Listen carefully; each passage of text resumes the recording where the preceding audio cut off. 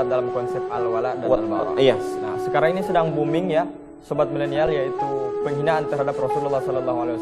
Nah, saya ingin bertanya sama Ustadz, apakah ekspresi penolakan terhadap Rasulullah SAW pada zaman Rasulullah itu ada? Nah, kemudian apakah penolakan itu termasuk dalam kategori al-wala? Kira-kira Penolakan termasuk al-bara, bukan al-wala. Oh iya, al-bara. Iya, begini.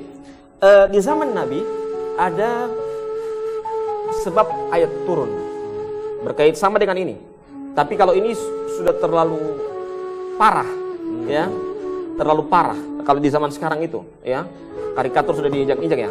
Ya, ini sudah terlalu parah. Di zaman Nabi, Nabi itu cuma dikatakan perutnya buncit, ya. Orangnya ini, iya seperti itu, dengan perkataan hanya menghina sedikit. Tidak mungkin kalau menurut kita biasa-biasa saja bawa baku sedu ini, toh? Ya. Karena Nabi ini perutnya buncit, misalnya, toh? Kita anggap ini biasa menurut kita, ya, versi kita, bukan versi syariat, ya. Apa kata Allah Subhanahu wa taala? Turun ayat Al-Qur'an. Qul abillahi wa ayatihi wa rasulihi kuntum tastahzi'un la ta'tadiru qad kafartum ba'da imanikum. Katakanlah wahai Muhammad, abillahi, apakah kepada Allah, wa ayatihi, kepada ayat-ayatnya, wa rasulihi, kepada rasul-rasulnya, kuntum tastahzi'un, kalian memperolok-olok, la ta'tadiru qad kafartum ba'da imanikum. Janganlah kalian mencari-cari alasan, sungguh kalian telah kafir setelah kalian beriman. Ini bayangkan, cuman mengatakan perut buncit, ya, maka ini sudah sudah dikatakan kafir setelah dia beriman kepada Allah Subhanahu wa taala. Nah, inilah yang harus kita perhatikan pada saat kita memberikan kecintaan. Jadi kalau pertanyaan tadi, apakah dia masuk al-bara? Iya, jelas masuk al-bara.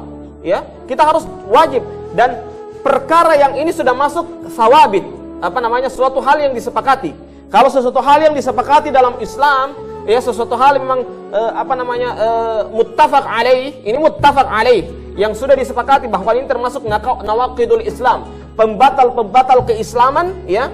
Jadi ini termasuk istihza, memperolok-olok Nabi, maka jelas ini masuk kepada sawabit atau muttafaq alaih, ya. Jelas kita harus memberikan al-bara, memberikan kebencian kepada orang-orang yang menghina Allah dan menghina Rasulullah sallallahu alaihi wasallam. Nah, kemudian Ustaz, itu memang sudah termasuk dalam konsep al-bara, dalam seperti orang-orang yang membenci Nabi, Ustaz.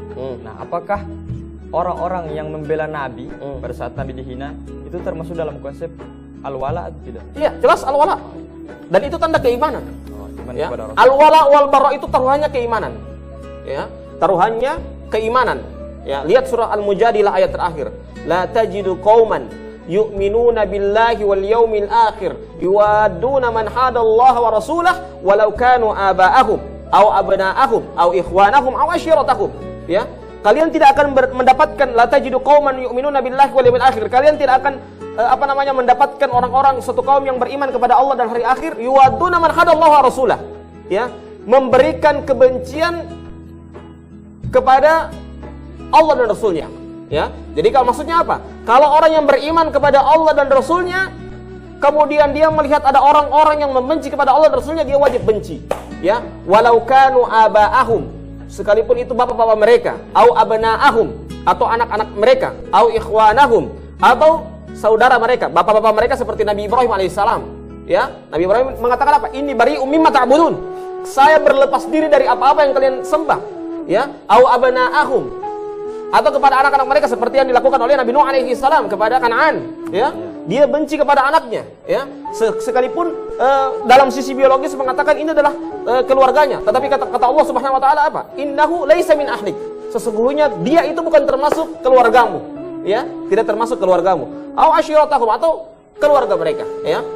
Jadi seperti itulah. Jadi kalau orang yang mengaku beriman kepada Allah dan Rasulullah SAW, ya, jelas dia memberikan kebencian kepada Allah, memberikan kebencian kepada orang-orang yang membenci kepada Allah Subhanahu wa taala dan Rasulullah SAW. Jadi itu harus memang jelas, ya, orang-orang yang beriman kepada Allah. Jadi kalau dia memberikan loyalitas kepada orang yang benar-benar memprotes, kepada orang yang mencela, berarti dia adalah orang-orang yang baik, loyalnya bagus. Dia tahu, itu yang saya bilang tadi, dia tahu siapa kawannya.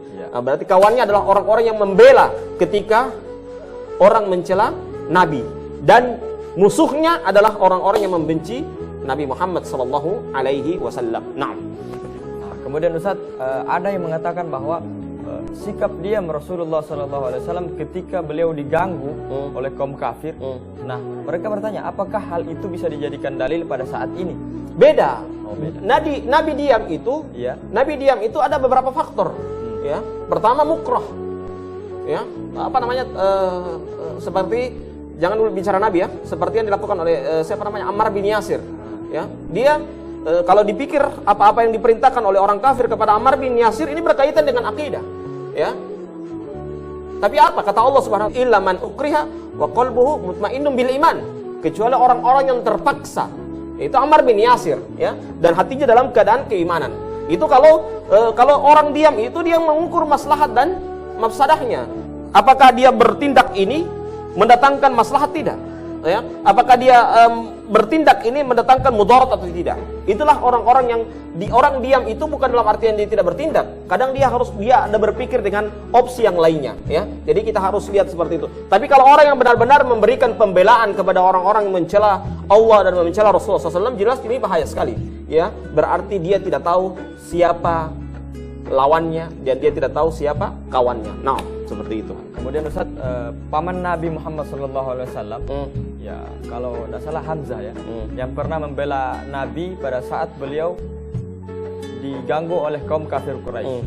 Nah, apakah itu merupakan dipandang sebagai pembelaan atau sebagai al-wala kepada Nabi SAW?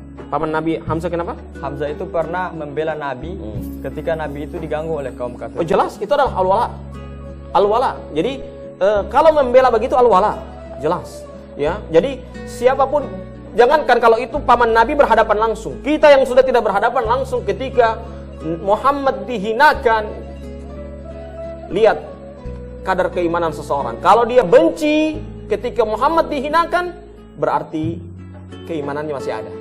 Tetapi kalau dia biasa-biasa saja, ya, dia menganggap Nabi Muhammad ini tidak dibenci, tidak dihina, oh berarti pertanyakan di mana keimananmu? Karena ingat baik-baik, keimanan itu al-wala wal bara itu adalah taruhannya keimanan. Kalau dia tahu kepada siapa dia al-wala, kepada siapa al-bara, berarti keimanannya ada. Tetapi kalau dia tidak bisa membedakan kepada siapa dia al-wala wal bara, berarti orang ini dipertanyakan keimanan seseorang.